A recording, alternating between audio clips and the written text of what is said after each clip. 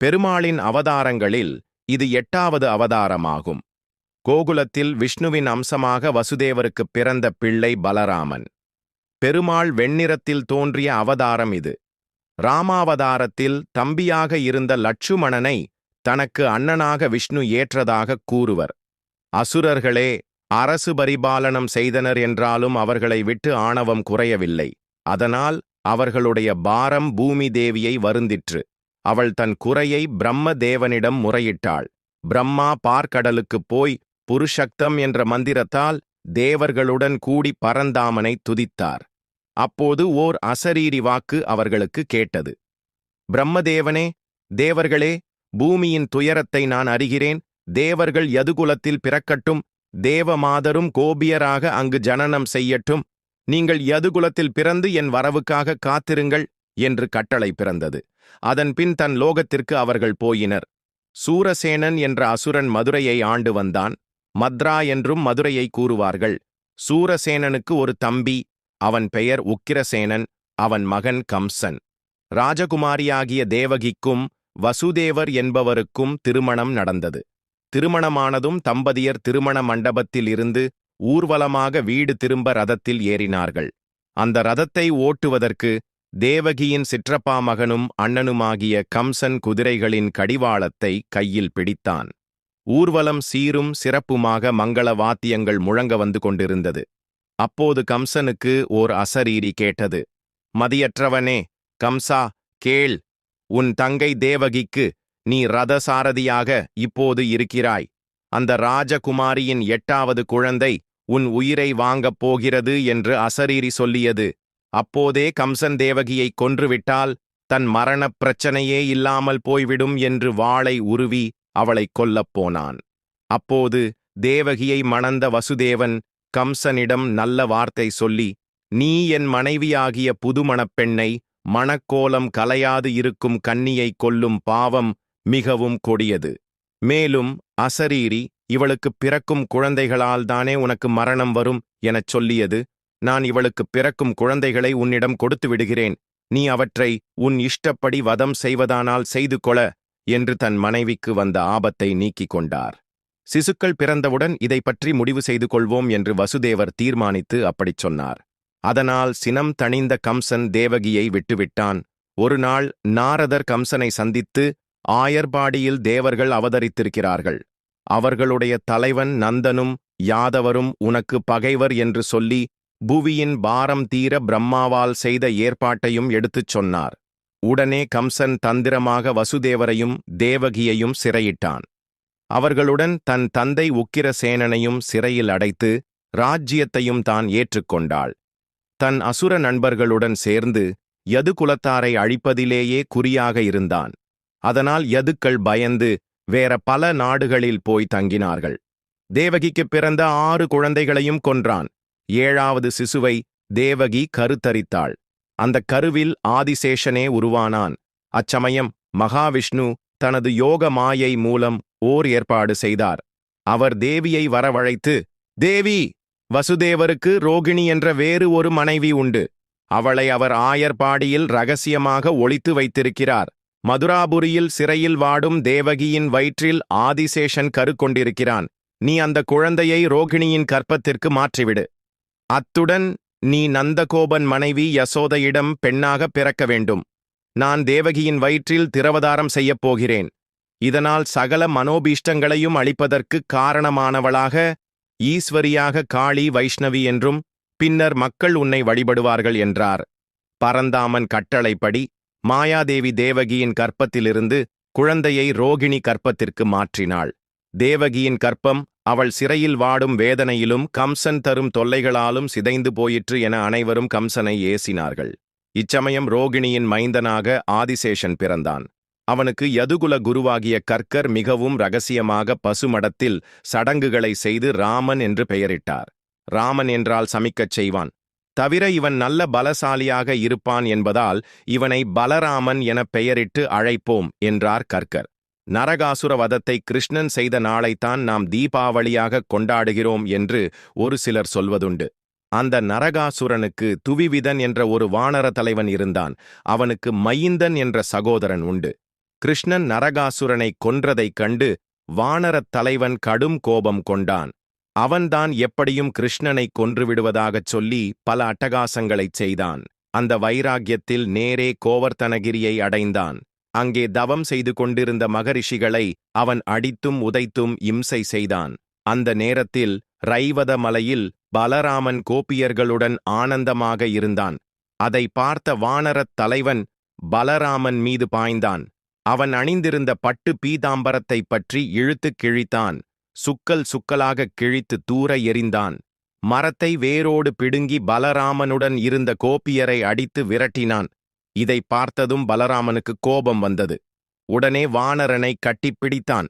அச்சமயம் அவன் பலராமனை முஷ்டிகளால் குத்தித் தள்ளித் துன்புறுத்தினான். ஆனால் பலராமனோ அவனை பிடித்து கைமுஷ்டியால் அவன் தலையில் ஒரு குட்டு குட்டினான். அந்த க்ஷணத்திலேயே அவன் மூக்கிலும் வாயிலும் இரத்தம் ஒழுக அந்த இடத்திலேயே இறந்தான். இதேபோல கோவர்த்தனகிரியில் பலராமன் கண்ணனுடன் மாடு மேய்த்து வந்தான். அப்போது ஸ்ரீதாமன் என்ற சிறுவன் வேகமாக பலராமன் கண்ணனிடம் ஓடி வந்தான். பலராமா, கண்ணா, இந்த மலைச்சாரலைக் கடந்து நாம் மலைக்காட்டிற்குள் போனால் அங்கே அநேக பனைமரங்களைக் காணலாம். அந்த பனைமரத்தின் அடியில் பழங்கள் உதிர்ந்து கிடப்பதை பார்க்க முடியும். ஆனால் அங்கே நாம் போக முடியாது. காரணம், தேனுகன் என்ற அரக்கன் அந்த வனத்தை காத்து வருகிறான். அவன் கழுதை வேடம் போட்டுத் திரிகிறான். அவனைச் சேர்ந்தவர்களும் அது மாதிரியே அவனுடன் காட்டைச் சுற்றி வருகிறார்கள். அவனுக்கு மனித மாமிசம் என்றால் மிகப் பிரியம். அவன் பக்கத்தில் போனவர்களை அடித்துக் கொன்று தின்று விடுவான். எனினும் அவன் வசிக்கும் பனைக்கூட்டத்தின் மத்தியில் சிந்தி சிதறிக் கிடக்கும் பழங்களின் வாசனைதான் இது. கண்ணா, அந்த பழங்களை எப்படியாவது எடுத்து வந்து எங்களுக்கு கொடுப்பாயா என்று ஸ்ரீதாமன் கேட்டான். இதைக் கேட்ட பலராமனும் கண்ணனும் சிரித்தார்கள். வாருங்கள், நாம் எல்லோரும் பனங்காட்டிற்குச் செல்லலாம் என்று கண்ணன் சொல்லவே கோகுலச் சிறுவர்களும் பலராமனும் அவனுடன் சேர்ந்து அங்கே போனார்கள்.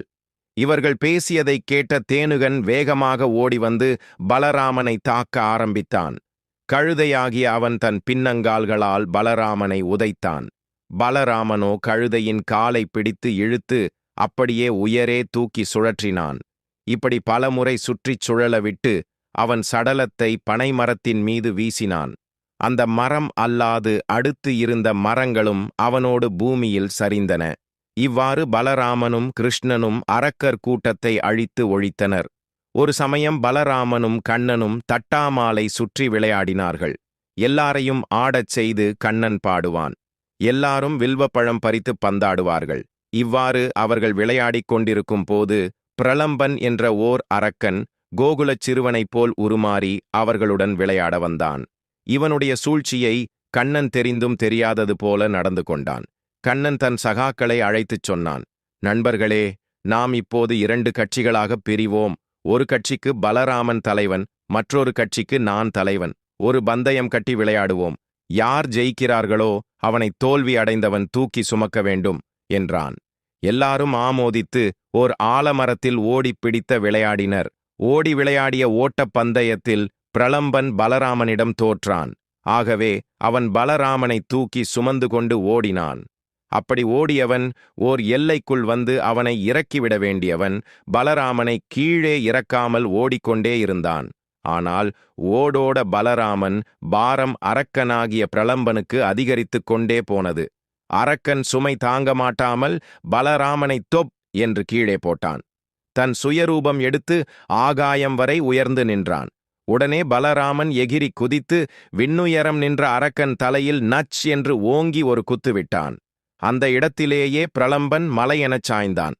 ஒரு நாள் இரவில் கண்ணனும் பலராமனும் ஆயர்பாடி பெண்களுடன் பிருந்தாவனத்தில் விளையாடிக் கொண்டிருந்தார்கள். அந்நேரம் குபேரனுடைய சேவகன் சங்கசூடன் வந்தான். அவன் கோபிகளை வடதிசை நோக்கித் துரத்தினான். பலராமனை மங்கையரை காத்து நிற்கும்படி கண்ணன் சொல்லிவிட்டு கண்ணன் சங்கசூடனை துரத்திச் சென்றான். அவனை வதம் செய்து அவன் கிரீடத்தில் அணிந்திருந்த ரத்தினத்தை எடுத்து கண்ணன் பலராமனுக்கு கொடுத்தான். மகாபாரதத்தில் பலராமருடைய மனைவியின் பெயர் ரேவதி.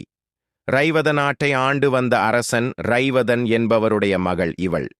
பிரம்மதேவர் விருப்பப்படி பலராமருக்கு ரேவதியை மணம் செய்து வைத்தான். அவள் வயிற்றில் பிறந்தவள் வத்சலா. வத்சலாவை துரியோதனன் தன் மகன் லெட்சணனுக்கு திருமணம் செய்துவிட்டால் பாண்டவர்களை போரில் எளிதில் வென்று ராஜ்யத்தை அவர்களிடம் கொடுக்காமல் தாமே வைத்துக் கொள்ளலாம் என்றும் துரியோதனன் நினைத்தான். இந்த திருமணம் பேசி முடிப்பதற்காக தன் மாமா சகுனியை துவாரகைக்கு அனுப்பி வைத்தான் துரியோதனன். சகுனி துவராரகைக்கு வரும் வழியில் துர்ச்சகுணங்கள் தோன்றின. அவைகளைப் பொருட்படுத்தாமல் அவன் பலராமனை சந்தித்தான். சாதுரியமாக அவன் விஷயத்தை எடுத்துச் சொன்னான். பலராமனும் இது பற்றி தன் மனைவி ரேவதியை கலந்து பதில் சொல்வதாகச் சொன்னான். அவள் அதற்கு சம்மதம் தெரிவித்தாள். ரேவதி சம்மதம் தந்ததும் பலராமன் தன் தம்பி கிருஷ்ணனை கலந்தான்.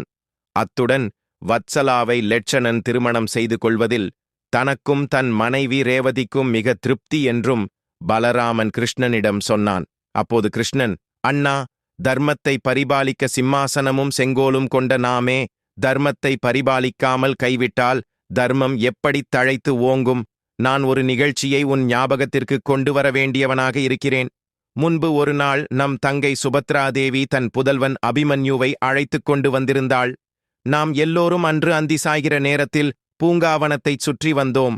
அப்போது அபிமன்யுவும் வத்சலாவும் சதிபதிகளாக விளையாடிக் கொண்டிருந்தார்கள். இதைக் கண்ட சுபத்ரை அவர்கள் விளையாட்டின் விந்தையை உன்னிடம் சுட்டிக்காட்டினாள். அப்போது நீ என்ன சொன்னாய்? உனக்கு ஞாபகம் இருக்கிறதா அண்ணா என்று வாசுதேவன் கேட்டான். ஏதோ ஒன்றிரண்டு ஞாபகத்திற்கு வருகிறது. இருந்தாலும் நான் என்ன சொன்னேன் என்பதை இப்போது நீதான் நினைவுபடுத்துவதில் என்ன தவறு? சும்மா சொல் என்றான் பலராமன். கிருஷ்ணன் தொடர்ந்து சொன்னான். அண்ணா, அருமை தங்கை சுபத்திரை, இந்த 2 பேரும் தம்பதிகளே, இதில் என்ன சந்தேகம்? மேலும் வத்சலையை அபிமன்யுவுக்கு கொடுப்பதில் நாம் ஏதாவது குலம் கோத்திரம் விசாரிக்க வேண்டுமா என்ன? என்றைக்கு இருந்தாலும் வத்சலையை உன் மகன் அபிமன்யுவுக்கு பாணி கிரகணம் செய்து கொடுப்பது சத்தியமே என்று வாக்கு கொடுத்தீர்கள். அந்த நேரம் நம்மிடையே நாரத முனிவரும் எழுந்தருளி இருந்தார். அப்போது அவர், பலராம சக்கரவர்த்தியே, நீர் இப்போது வாக்கு கொடுத்து நிறைவேற்றுவதுதான் சத்தியம் செய்வதற்கு அழகு என்றார். நீ உடனே நான் ஒரு நாளும் வாக்கு மாறமாட்டேன் என்று கூறிவிட்டு இப்போது உன் சத்திய வாக்கை காற்றில் பறக்க விடலாமா என கிருஷ்ணன் வினவினான். அதைக் கேட்ட பலராமன், கேசவா, நான் சொல்லும் வேளையில் பாண்டவர்கள் இந்திரபிரஸ்தத்தில் பூபதிகளாக இருந்ததால் அவ்வண்ணம் சொன்னேன். இப்போதோ அவர்கள் தங்கள் ராஜ்யம், சொத்து, சுகம் இழந்து வனவாசத்தில் அல்லவா இருக்கிறார்கள்.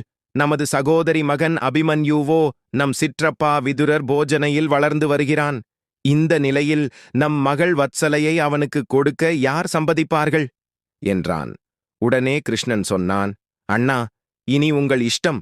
அண்ணியும் இதற்கு சம்மதிக்கிறாள் என்னும் போது நான் மேலும் வீண் விவாதம் செய்வதில் பயன் இல்லை. எல்லாம் பகவத் சங்கற்பம் போல் நடக்கும் என்பதை மறந்துவிடாதே என்று பதில் சொல்லிவிட்டு வாசுதேவன் அந்தப்புரத்திற்கு போய்விட்டான். சகுனியும் பலராமனும் கிருஷ்ணன் அரண்மனையை விட்டு வெளியே வந்தனர். சகுனியை மீண்டும் தன் அரண்மனைக்கு அழைத்துச் சென்று பலராமன் அவர் கையில் தன் சம்மதத்துடன் வத்சலா லெட்சணன் திருமணத்திற்கு லக்கின பத்திரிகையை கொடுத்து அனுப்பினான். அதை கைப்பற்றியதும் சகுனிக்கு ஏற்பட்ட சந்தோஷத்திற்கு அளவே இல்லை. அஸ்தினாபுரத்திற்குத் திரும்பி நடந்த விவரங்களை துரியோதனிடம் சொன்னான் சகுனி. முகூர்த்த லக்ன பத்திரிகையும் பார்த்து துரியோதனன் அதிக சந்தோஷம் கொண்டாடினான். உடனே தன் மனைவி பானுமதி, மகன் லெட்சணன், மாமா சகுனி மற்றும் உறவினர்களுடன் திருமணம் பேசி முடிப்பதற்காக பலராமன் இருப்பிடத்திற்கு சென்றான். செல்லும் வழியில் கிருஷ்ணரின் தங்கை சுபத்ரைக்கு இந்த விஷயத்தை ஒரு மடலில் எழுதி அனுப்பிவிட்டான். இதை கேள்விப்பட்ட சுபத்ரையும் அவளது மகன் அபிமன்யுவும் ஒரு தேரில் பலராமனை தேடி சென்றனர். செல்லும் வழியில் கடோத்கஜன் அபிமன்யுவை கொன்றான். இருந்தாலும் பராசக்தியின் கருணையால் கிடைத்த அமுத கலசத்தினால் அபிமன்யு உயிர் பெற்றான். பின்னர் கடோத்கஜன் பீமனின் மகன் என்பது தெரிய வந்ததும் இருவரும் கிருஷ்ணனின் மாளிகைக்கு சென்றனர். அவர்களுடன் கடோத்கஜனின் இஷ்ட தேவதையான ஜாங்கிலியும் சென்றது. வாசுதேவன் அவர்களை வரவேற்று மகிழ்ந்து ஆசி கூறினார். ஹே கடோத்கஜா, ஜாங்கிலி, நீங்கள் 2 பேரும் என் அரிய பக்தர்கள். ஆகவே உங்கள் விருப்பப்படி அபிமன்யு வத்சலா திருமணம் நடைபெற்றுவிடும். எனினும் அதை நீங்கள்தான் முன்னின்று செய்ய வேண்டும். அதற்கு முன்பு ஒரு சில காரியங்களை செய்ய வேண்டும் என்றார். அவர்கள் தங்கள் கட்டளையை சிரம்மேல் தாங்கி செய்கிறோம் என்று சொன்னார்கள். என் அண்ணா பலராமர் அந்தப்புரத்தில் ரேவதி தேவியின் அருகில் அருமை குழந்தை வத்சலா படுத்துக் கிடக்கிறாள். அவளை அங்கிருந்து எடுத்துக்கொண்டு சுபத்திரையிடம் சேர்த்து விடுங்கள்.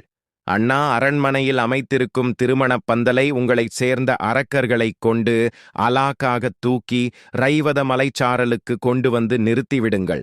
அப்புறம் என் சங்கல்பத்திற்கு விரோதமாக வந்திருக்கும் துரியோதனாதியருக்கு உங்கள் இஷ்டம் போல் அவர்கள் பாடம் கற்கும்படி மானபங்கம் செய்துவிடுங்கள்.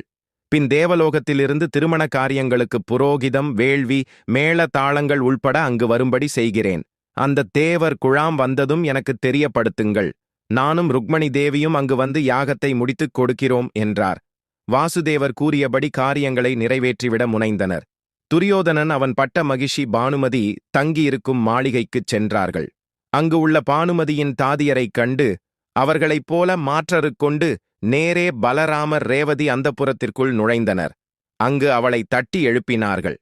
அம்மா எஜமானி, நாங்கள் கௌரவ பட்டதரசி பானுமதி தேவியின் தாதிகள். அம்மா, இதோ ஒரு சில நகைகளை கொடுத்து அனுப்பியிருக்கிறார்கள். இதை பெண்ணுக்கு போட்டு பார்க்க வேண்டும் என்று சொல்லியிருக்கிறார்கள். ஆகவே வத்சலாவிற்கு இந்த நகைகளை அணிவித்து அவளை பானுமதி தங்கியிருக்கும் மாளிகைக்கு அழைத்துச் செல்கிறோம் என்று கூறினார்கள். ரேவதி அதற்கு அனுமதி கொடுத்தாள். உடனே வத்சலை அந்தப்புறம் சென்று வந்த விஷயத்தை எடுத்துச் சொல்லி அவளை அங்கிருந்து ரைவத மலை அடிவாரத்திற்கு கொண்டு போய் சேர்த்தார்கள். தேவலோகம் சென்று யட்சர், தேவதேவியர், தெய்வ ரிஷிகளை திருமணம் நடக்க இருக்கும் இடத்திற்கு வரச் செய்து கல்யாண சாப கிரியத் திரவியத்திற்கும் தேவ துந்துபி முழக்கவும் ஏற்பாடு செய்துவிட்டு கிருஷ்ண பகவானிடம் தெரிவித்தார்கள். அவர் ருக்மணி தேவி சமேதராய் திருமணப் பந்தலுக்கு எழுந்தருளினார். அங்கே தன் தங்கை சுபத்ரா, மருமகன் அபிமன்யு மற்றும் புதுப்பெண் வத்சலாவையும் கண்டு குசலம் விசாரித்தான் பகவான். பின்பு ஒரு சில நொடிகளில் வத்சலாவுக்கும் அபிமன்யுவுக்கும் விவாக சுபமுகூர்த்தம் நிறைவேறியது. உடனே பகவான் அங்கு தங்காமல் எதையும் தான் அறியாதற் போலத் தம் இருப்பிடம் சேர்ந்தார். பலராமன் தன் மகன் வத்சலையை காணாமல் தவித்து கிருஷ்ணரின் அரண்மனைக்கு வந்து சேர்ந்தான். அதற்கு பின் வத்சலா விவாகமான சேதியை நாரதர் மூலம் பகவான் பலராமருக்குத் தெரிவித்தார். அதனால் பலராமர் அகமகிழ்ந்து அபிமன்யு வத்சலாவை தன் அரண்மனைக்கு திருமண ஊர்வலமாக நாததுந்துபிகள் முழங்க வெகு விமரிசையாக அழைத்து வந்தான். இவ்வாறு பலராமன் மகள் வத்சலா திருமணம் இனிதே நிறைவேறியது. இந்த வத்சலா திருமணக் கதையை கேட்போர், படிப்போர் அனைவருக்கும் கிருஷ்ண பரமாத்மாவின் பூரண அனுக்கிரகமும் சர்வமங்களமும் கிடைக்கும். சாம்பன் லட்சுமலை திருமணம். துரியோதனனுக்கு லட்சுமலை என்ற ஒரு பெண் இருந்தாள். அவள் திருமணத்தை முன்னிட்டு அவன் சுயம்வரம் ஏற்படுத்தினான். சுயம்வரத்துக்கு வந்த சாம்பன் லட்சுமலையை தூக்கிச் சென்றான். இந்த சாம்பன் கிருஷ்ணனுக்கும் ஜாம்பவதிக்கும் பிறந்த புத்திரன். துரியோதனாதியரும் அவனைச் சேர்ந்தவர்களும் படையுடன் அவனை துரத்தி வந்தார்கள். பின் அவனுடன் யுத்தம் செய்தனர். சாம்பன் அனைவரையும் நன்கு தாக்கினான். எனினும் பீஷ்மரும் துரோணரும் கௌரவ சேனையில் இருந்ததால் அவனைச் சிறைப்படுத்தினார்கள். இதை கேள்விப்பட்டதும் பலராமன் உத்தரவோடு அஸ்தினாபுரம் வந்து துரியோதனனை சந்தித்தான். துரியோதனா, என்ன காரியம் செய்தாய்? தனி ஒருவனாக நின்று போராடிய சாம்பனை வீரர்களுடன் நீ சுற்றி வளைத்துச் சிறைப்படுத்திவிட்டாயே. இது என்ன நியாயம்? உனக்கு நாங்கள் உறவினர் என்பது மறந்து போயிற்றா? நமக்குள் விரோதம் வேண்டாம் என்று நான் எத்தனையோ தடவை எடுத்து சொல்லியும் நீ பகைமை பாராட்டுகிறாய். ஆக நீ சாம்பனை விடுவித்து அவனுக்கு லட்சுமலையை விவாகம் செய்து கொடு என்று பலராமன் சொன்னான். அவன் சொன்னதை கொஞ்சமும் காதில் வாங்கிக் கொள்ளாமல் துரியோதனன் பலராமனையும் அவன் குலத்தையும் இழிவாகப் பேசினான். அதனால் பலராமனுக்கு கோபம் வந்துவிட்டது. உங்களோடு சண்டை போட வேண்டும் என்ற அவசியமே இல்லை. இதோ பார், க்ஷண நேரத்தில் உங்களை கூண்டோடு துவம்சம் செய்கிறேன் பார் என்று சொல்லித்தான். அடுத்த நொடிப்பொழுதில் அஸ்தினாபுரமே வேரோடு பெயர்ந்து கிளம்புவது போல் ஆட்டம் கண்டது. கங்கையில் நகரம் மூழ்கிப் போகும் என்ற பயம் தோன்றியது. உடனே துரியோதனன் பலராமன் காலில் விழுந்து தன்னை மன்னிக்கும்படி வேண்டினான். அத்துடன் லட்சுமலையை சாம்பனுக்கு மணம் முடித்துக் கொடுக்கவும் சம்மதித்தான். அவ்வாறு துரியோதனன் மன்னிப்பு கேட்டு வழிக்கு வந்ததும் தன் கலப்பையை மீண்டும் தரையில் மோதி ஆட்டம் கண்டு நின்ற அஸ்தினாபுரத்தை முன்னிருந்த நிலைக்கு பலராமன் நிலைப்படுத்தினான். பலராமன் தீர்த்த யாத்திரை. துவாரகையில் கிருஷ்ணனும் பலராமனும் இருந்த சமயம் கௌரவர்களுக்கும் பாண்டவர்களுக்கும் இடையே இருந்த விரோதம் முற்றியது. இரு சாராரும் யுத்த சன்னத்தராக இருக்கிறார்கள் என்ற செய்தி பலராமனுக்கு எட்டியது. இரு சாராரும் உறவினர்களே. ஆக அவர்கள் தம்மை போருக்கு உதவ கேட்கும்போது தாம் யாருக்கு உதவுவது என்ற தர்ம சங்கடமாக சூழ்நிலையை எண்ணி பலராமன் தீர்த்த யாத்திரைக்கு கிளம்பினான். ஒவ்வொரு தலமும் தரிசித்து தீர்த்த யாத்திரையாக ஆங்காங்கே உள்ள பிராமணோத்தமர்களுக்கு பலராமன்தான தருமங்கள் செய்து கொண்டே வந்தான். நைமி சாரண்யத்திற்கு வந்தான். அங்கே எல்லா மகரிஷிகளும் சந்திரயாகம் செய்து கொண்டிருந்தார்கள். அனைவரும் பலராமனை கண்டதும் அகமும் முகமும் மலர எழுந்து நின்று அவனை வரவேற்று நமஸ்காரம் செய்தனர். சூதர் மட்டும் எழுந்திருக்கவே இல்லை. இதைக் கண்டதும் பலராமனுக்கு கோபம் வந்துவிட்டது. 18 புராணங்களையும் மற்றவர்களுக்கு தாம் தானே உபதேசம் செய்தோம் என்ற கர்வத்தால் இப்படி எழுந்திராது இருந்தார் என்பதை பலராமன் உணர்ந்தான். கையில் ஒரு தர்ப்பையை எடுத்தான். மந்திரித்து அஸ்திரமாக பிரயோகம் செய்தான். அது சூதருடைய தலையை துண்டாக்கிச் சென்றது. அதை பார்த்த மற்ற மகரிஷிகள் பலராமனை பெரிதும் வேண்டினார்கள். ஹே பிரபு, சூதர் செய்த குற்றம் பெரிதே. இருந்தாலும் எங்களை கிருதார்த்தர்களாக்க 18 புராணங்களையும் எங்களுக்கு ஓதுவித்தவர் சூதர் அல்லவா? அவரை நாங்கள் கௌரவித்து வந்தோம். இனியும் அவ்வாறு நாங்கள் நடந்து கொள்ள தாங்கள் அவர் பிழை பொறுத்து அவரை உயிர் பெற்று எழச் செய்ய வேண்டும் என மன்றாடினார்கள். அதனால் சூதருக்கு இறங்கி அவரை உயிர்த்தெழச் செய்தான் பலராமன். அதன் பிறகு சூதர் தூங்கி எழுந்தது போல எழுந்து நின்று பலராமனை வணங்கினார். அங்கு அந்த முனிவர்களுக்கு பல்லவன் என்ற அரசன் மிகவும் தொல்லை கொடுத்து வந்தான். இந்த பல்லவன் அகஸ்தியரால் முன்பு சம்கரிக்கப்பட்ட இல்லவன், வாதாபி என்ற 2 அசுரர்களில் இல்லவனுடைய மகன் ஆவான். முனிவர்கள் வேண்டுகோளுக்கு இணங்க இவனையும் பலராமன் அழித்தான். நாடெங்கிலும் சென்று தீர்த்த யாத்திரை முடித்து குருஷேத்திர யுத்தம் முடிவடையும் நேரம் அங்கே பலராமன் வந்தான்.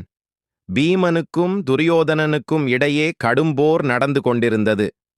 பீமனும் துரியோதனனை கதையைக் கொண்டு பலமாக தாக்கினான். அப்படியே துரியோதனனும் மிகவும் ஆக்ரோஷமாகச் சண்டை செய்து கொண்டிருந்தான். பலராமன் 2 பேரையும் பார்த்து சண்டையை நிறுத்தி சமாதானமாகப் போகவும் என வலியுறுத்தினான். யாரும் காதில் போட்டுக் கொள்ளவில்லை. இந்த நிலையில் துரியோதனன் தொடையில் பீமன் கதையால் ஓங்கி அறைந்தான். உடனே பலராமன் அலறினான். பீமா, கதை கொண்டு பகைவனை அவனது தொடையில் தாக்குவது எந்த யுத்த தருமத்தைச் சேர்ந்தது?